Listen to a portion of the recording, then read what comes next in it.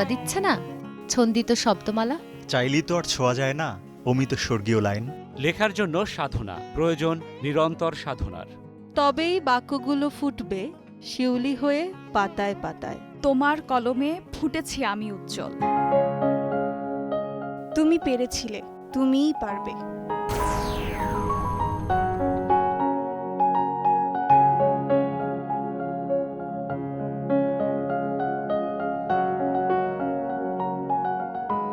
বাতাসে নতুন বইয়ের ঘ্রাণ। প্রস্তুত লেখক পাঠক, প্রস্তুত আমরাও।